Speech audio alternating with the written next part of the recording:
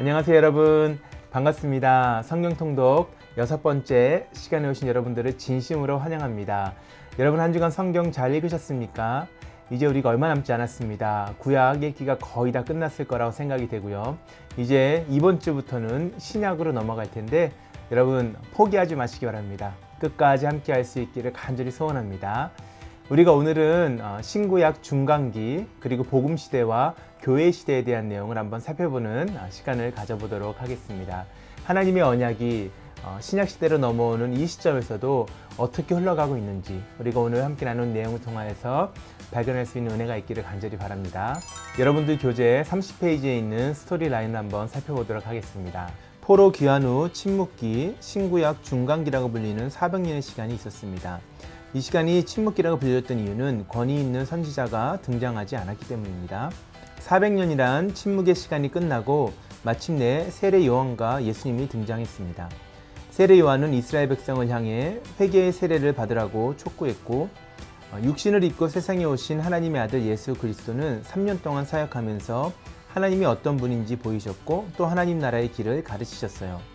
예수님은 12 제자들을 세워서 땅에서 자신의 일을 지속하도록 준비시키신 다음에 모든 인간의 죄를 위해 자발적으로 십자가의 죽음을 택하셨고 죽은 자 가운데서 일어나 하늘로 올라가셨어요.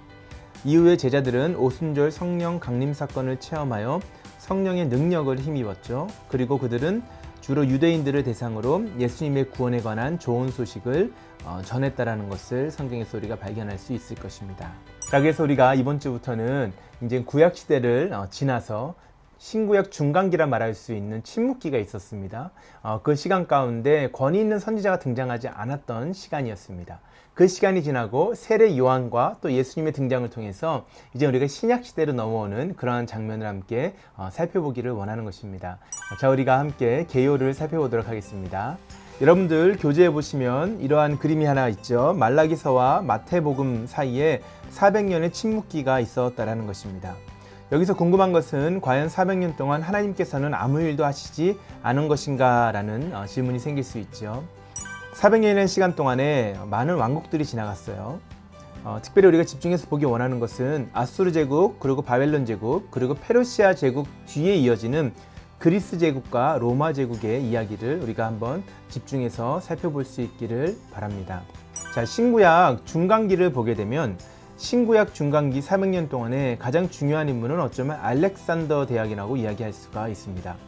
알렉산더 대왕이 중요한 이유는 무엇이냐면 그가 그리스 제국을 세우게 되고 그리스 제국을 통하여서 동과 서의 문화를 융합하는 일을 하게 되는 것이죠. 그래서 우리가 잘 아는 헬레니즘이 이때 세워진 것입니다. 그리고 이 헬레니즘이라는 헬라 문화권의 강력한 영향력이 그 후에 이어지는 로마 제국, 복음시대와 교회시대의 배경이 되는 로마 제국에도 그대로 드러나고 있다는 사실이에요. 여기서 우리가 중요한 것이 하나 있습니다.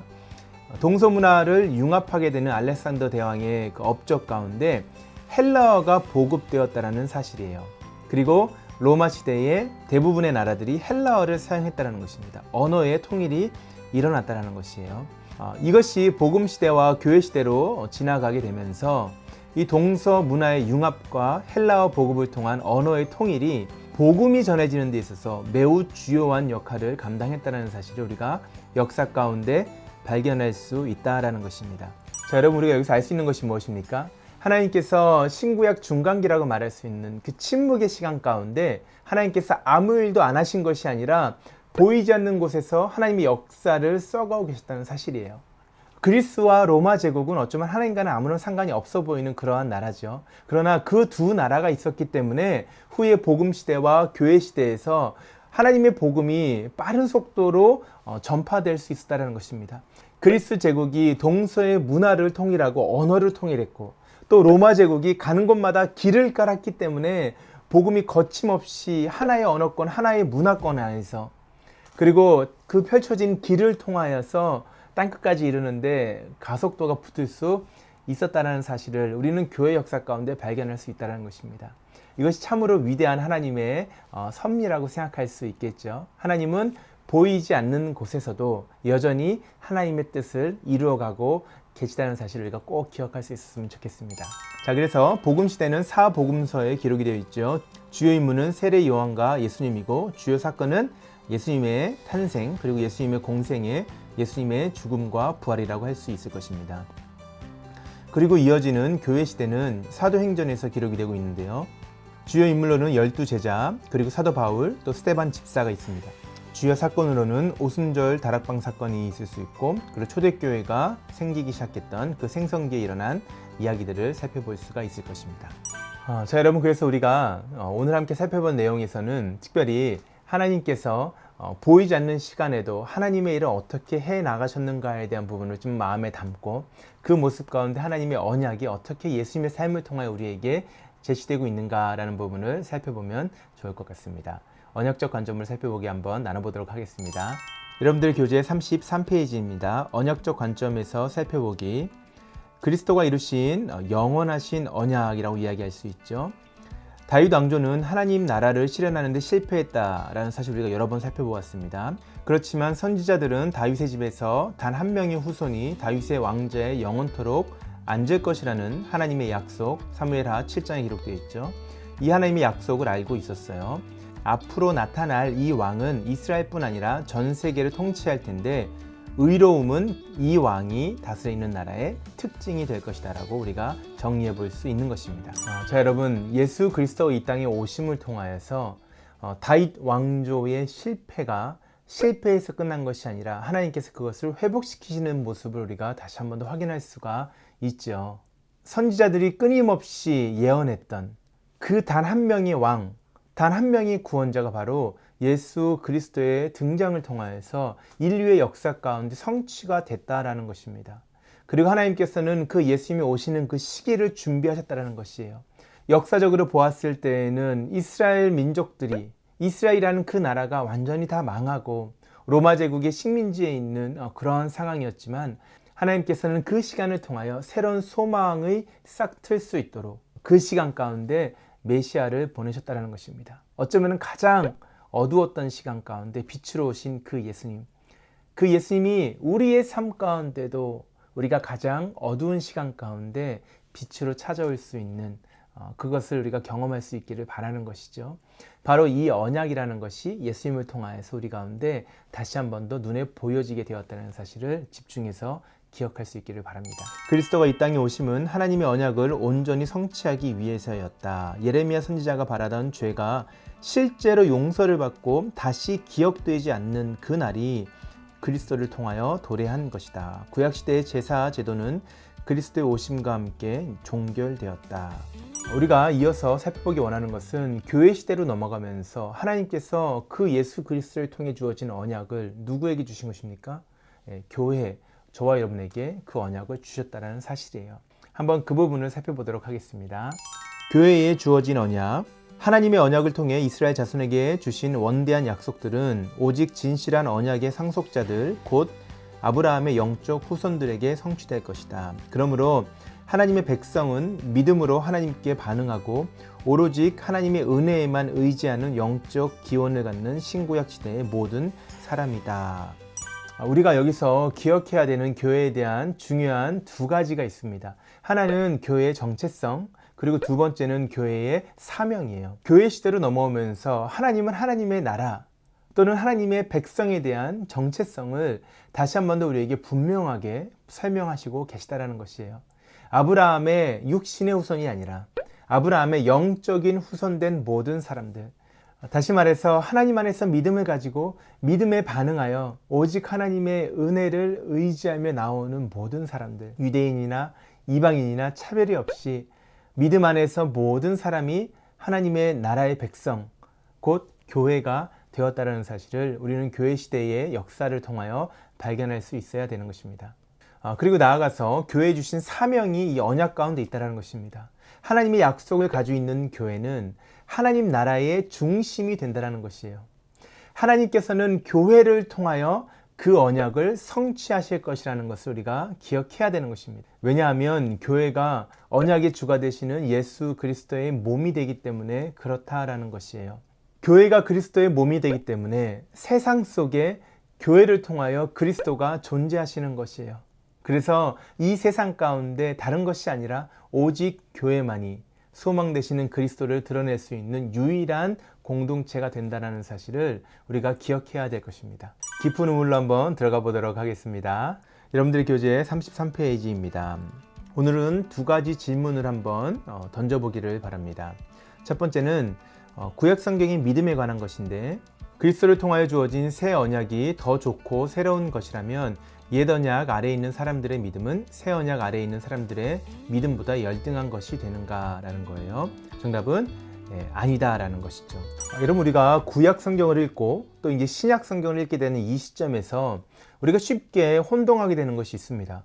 구약 시대의 사람들이 가지고 있던 그 믿음과 이제는 예수님이 오신 다음에 예수님을 믿으세요라고 말하는 그러한 외침을 듣고 믿음을 가졌던 사람들, 이 두 사람들 사이에서 과연 믿음의 본질이 차이가 있는 것인가 라는 질문을 갖게 되는 것이죠. 그래서 옛 언약을 통하여서 하나님을 믿은 사람들의 믿음과 그리고 새 언약을 통해서 하나님을 믿었던 그 사람들의 믿음이 어떤 본질적인 차이가 있지 않은 것인가 라는 생각을 하게 될 수 있다는 것입니다. 그러나 성경을 우리가 가만히 읽다 보면 그렇지 않다라는 것을 발견할 수가 있죠. 그러나 우리가 이런 부분을 한번 살펴볼 필요는 있을 것 같습니다. 구약 제사에 문제점이 있었다는 것이에요. 왜냐하면 제사를 인도하는 제사장 스스로가 죄인이었다는 사실과, 그리고 원래부터 제사 자체에는 한 사람을 깨끗하게 하거나 한 사람을 용서하는 능력이 없었다라는 것을 우리가 알아야 돼요. 그래서 제사제도, 구약시대의 옛 언약을 믿었던 사람들은 미래의 유효한 제사에 관한 약속을 그들이 믿음으로 바라볼 수 있어야 된다는 것입니다. 그래서 결국은 구약의 제사라는 것은 약속에 근거하는 것인데, 이것은 예수 그리스도의 사역을 예표하는 것이죠. 구약의 제사를 통하여서 우리는 예수 그리스도가 완성하실 완성된 제사의 모습을 바라볼 수 있어야 된다는 것입니다. 그래서 구약 시대의 제사 자체가 그 당시 사람들의 죄를 용서했던 것이 아니라, 그 제사가 지향하고 있는, 그 제사가 상징하고 있는 예수 그리스도의 사역으로 말미암아 구약 시대에 있던 사람들도 비록 예수님을 아직 만나보지 못했음에도 불구하고 그들이 소망했던 구원자 메시아 예수 그리스도의 피 흘리심을 말미암아 그 믿음을 가지고 죄에 대한 용서함을 받았다라는 사실을 기억해야 될 것입니다. 옛 언약 아래에 있는 사람들도 새 언약 아래에 있는 사람들과 동일하게 똑같은 예수님의 피, 똑같은 예수님의 희생, 똑같은 예수님이라는 구원자를 통해 구원을 받았다라는 것이에요. 장차 오실 메시아에 대한 약속으로 구원을 받은 것이고, 그 구원에 대해서 제사를 통하여서 소망함을 갖게 되었다라는 것입니다. 예수님의 완전하신 사역으로 그들이 구원을 받은 것이지 그들이 드렸던 제사 자체로 구원을 받을 수 있었던 것이 아니다라는 것을 기억해야 돼요. 그래서 결론은 이것입니다. 새 언약과 옛 언약, 율법과 복음 모두 동일한 약속, 예수님을 통해 성취될 그 하나님의 나라를 지향하고 있다는 사실을 기억해야 될 것입니다. 자, 그래서 우리가 신약과 구약, 구약과 신약을 읽으면서 이해해야 되는 것은 모두가 오직 한 분, 예수 그리스도를 통하여서 구원에 이를 수 있다는 것입니다. 자, 우리가 두 번째로 한번 생각해보기 원하는 것은 언약을 통하여서 우리와 하나님이 관계가 회복되고 그 안에서 함께 연합함을 이룬다고 이야기했을 때 과연 구약 시대에 있던 사람들에게도 그러한 친교와 연합이 일어날 수 있는 것인가 라는 것이죠. 이러한 질문입니다. 새 언약에 속한 성도가 하나님과의 연합과 친교를 경험하듯이, 예수님 안에서 우리가 하나님과 연합하고 친교했던 것을 경험하듯이 옛 언약에 속한 신자들도, 구약 시대의 이스라엘 백성들도 동일한 하나님의 연합과 친교를 경험할 수 있는 것인가? 정답은 그렇다라는 것이에요. 연합과 친교의 핵심은 무엇입니까? 죄 용서입니다. 연합하다, 친교하다, 관계가 회복되었다는 것은 우리와 하나님 사이에 관계를 단절시켰던 죄로부터의 자유함을 의미하는 것입니다. 근데 중요한 것은 죄의 용서는 단순하게 내 죄가 없어지면 좋겠다라고 바라는 단순한 염원이 아니라 실제로 우리의 삶 가운데 일어날 수 있는 것이라는 것이죠. 삶의 모습이라는 것입니다.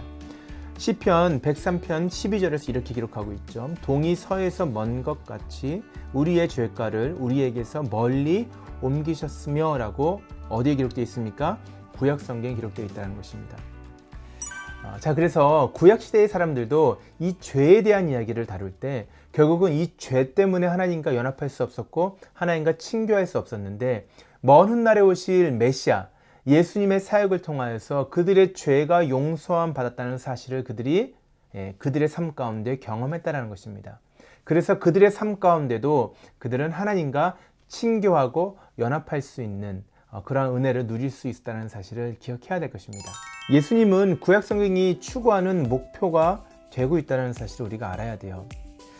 언약의 이야기, 신약뿐만 아니라 구약에 계속해서 우리에게 전해지는 그 언약의 이야기 자체가 예수님 안에서 이해되는 것이 필요한 것입니다.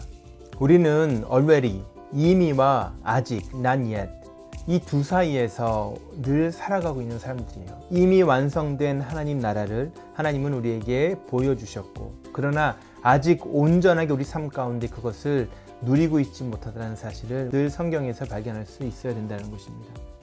그래서 새 언약에서 예수님을 통하여 누리게 되는 하나님과의 친밀한 교제 그리고 하나님과의 연합을 구약시대에 있던 수많은 사람들도 그 소망함을 동일하게 마음에 품고 살았다는 것이에요.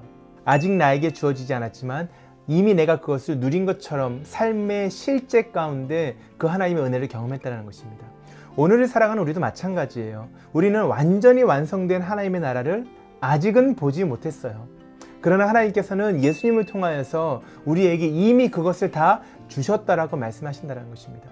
바로 이것이 우리가 믿는 믿음의 신비한 영역이라고 저는 생각합니다.